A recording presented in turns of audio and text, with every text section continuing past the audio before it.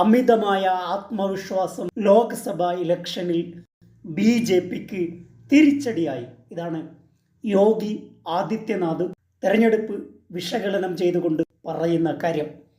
UP നമുക്ക് അറിയാവുന്നതുപോലെ BJPക്ക് ഏറ്റവും കൂടുതൽ സീറ്റുകൾ സംഭാവന നൽകി കേവല ഭൂരിപക്ഷം കടക്കാൻ സഹായിച്ചത് 19ലും 2014ലും UP ആണ്. 80 ലോക്സഭാ മണ്ഡലങ്ങളുള്ള UPയിലെ ഇലക്ഷൻ ഫലം ഇന്ത്യൻ രാഷ്ട്രീയത്തിൽ നിർണായകമാണ്.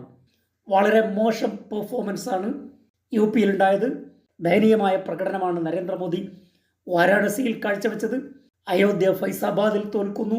അമേത്തിയിലും മറ്റ് പല സ്ഥലങ്ങളിലും തോൽവി ഏറ്റുവാങ്ങുന്ന BJPയുടെ മുമ്പിൽ വലിയ ചോദ്യചിഹ്നമായി അടുത്ത 10 നിയമസഭാ മണ്ഡലങ്ങളിലെ ഉപതെരഞ്ഞെടുപ്പ് വരാനിരിക്കുന്നു. പാർട്ടിയുടെ കാര്യങ്ങൾ വിലയിരുത്തുമ്പോഴാണ് പ്രതിപക്ഷത്തിന് ഓക്സിജൻ നൽകുന്ന വിധത്തിലുള്ള ഒരു വിജയം ഉണ്ടായതിന് പിന്നിൽ അമിതമായ ആത്മവിശ്വാസമാണ് എന്ന് യോഗി പറയുന്നു.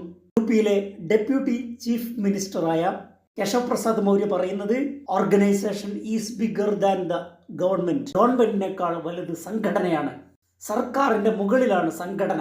അമിതമായ ആത്മവിശ്വാസം പരാജയത്തിലേക്ക് നയിച്ചു എന്ന് യോഗി പറയുമ്പോൾ അമിതമായ ആത്മവിശ്വാസം പ്രകടിപ്പിച്ച ആൾ ആരാണ് എന്ന് വ്യക്തമാണ്. കി ബാർ 400 പാർ എന്ന ധാർഷ്ട്യം നിറഞ്ഞ മുദ്രാവാക്യവുമായി നാട് നീളെ നടന്നത് നരേന്ദ്രമോദിയാണ്. പേര് പറയാതെ യോഗി വിമർശിക്കുന്നത് നരേന്ദ്രമോദിയെയാണ്. നരേന്ദ്രമോദിയുടെയും അമിത്ഷയുടെയും കേന്ദ്ര നേതൃത്വത്തിന്റെയും അടുത്ത ആളാണ് കേശവ് പ്രസാദ് മൗര്യ. യോഗിക്ക് മോദിയും അമിത്ഷയും നൽകുന്ന സന്ദേശം സർക്കാരിന്റെ മുകളിലാണ് സംഘടന. യോഗി നരേന്ദ്രമോദിക്ക് നൽകുന്ന സന്ദേശം അമിതമായ ആത്മവിശ്വാസമാണ് പരാജയത്തിന് കാരണം.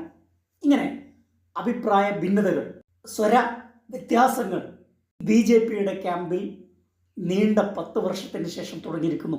വളരെ നിർണായകമായ തീരുമാനമെടുക്കാൻ BJP ചിലവഴിക്കുന്ന സമയം 5 മിനിറ്റ് അല്ലെങ്കിൽ 10 മിനിറ്റ്. വോട്ട് നിരോധനമാണെങ്കിലും 370 എടുത്തു കളയുന്നതാണെങ്കിലും നിർണായകമായ എന്തൊക്കെ തീരുമാനങ്ങളുണ്ടോ, ആളുകളെ അപ്പോയിന്റ് ചെയ്യുന്നത്, ആളുകളെ പുറത്താക്കുന്നത്, ഇതിനൊക്കെ 5 അല്ലെങ്കിൽ 10 മിനിറ്റ് ഡിസൈസീവായി തീരുമാനമെടുക്കുന്ന ഒരു രീതിയാണ് നരേന്ദ്രമോദിയും BJP സ്വീകരിക്കാറുള്ളത്.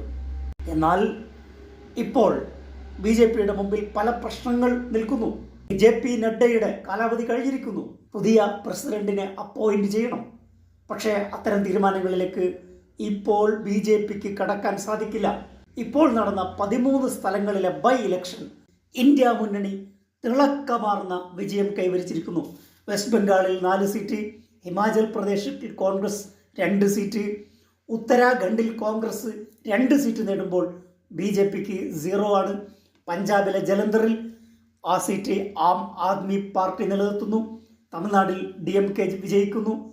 മധ്യപ്രദേശിൽ മാത്രമാണ് BJPക്ക് 1 സീറ്റ് കിട്ടിയത്.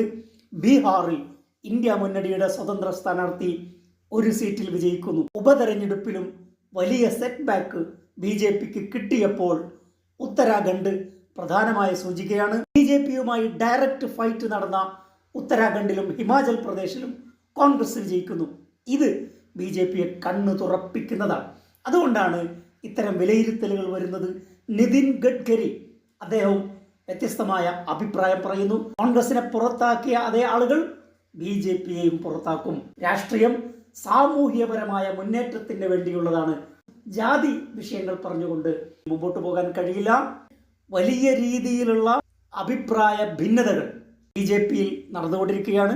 പ്രധാനമന്ത്രി നരേന്ദ്രമോദിയും അമിത്ഷയും എല്ലാം നോർമലാണ്. 2019 റിസൾട്ട് തന്നെയാണ് 2024 ഉള്ളത്.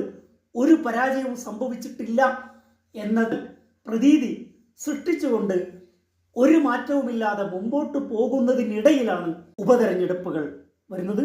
ഉപതെരഞ്ഞെടുപ്പുകളിൽ 10 സീറ്റിലും ഇന്ത്യ മുന്നണി മുന്നേറുമ്പോൾ ഇലക്ഷനിലെ പരാജയത്തെ, തോൽവിയെ അഭിസംബോധന ചെയ്യേണ്ടത് ആവശ്യമാണെന്ന് BJPയിൽ അഭിപ്രായം ഉയരുന്നു. ഈ ഒരു പശ്ചാത്തലത്തിലാണ് ആദ്യമായി നരേന്ദ്രമോദിക്കെതിരെ BJP പാളയത്തിൽ നിന്ന് അഭിപ്രായങ്ങൾ പരസ്യമായി പ്രകടമാകുന്നത്. കഴിഞ്ഞ 10 വർഷവുമില്ലാത്ത സംഭവമാണ്. തിരുവായ്ക്ക് എതിർവായില്ലാതെ മുമ്പോട്ട് പോകുന്ന BJP നേതൃത്വത്തിനെതിരെ ആദ്യമായി ആ ക്യാമ്പിൽ അഭിപ്രായങ്ങൾ വരുന്നു. ജനാധിപത്യ രീതിയിൽ അഭിപ്രായങ്ങൾ പുറത്തു വരുന്നു. തോൽവി സംഭവിച്ചിരിക്കുന്നു എന്ന യാഥാർത്ഥ്യം അവർ അഭിമുഖീകരിക്കുന്നു. ഇത് വലിയ കാര്യമാണ്.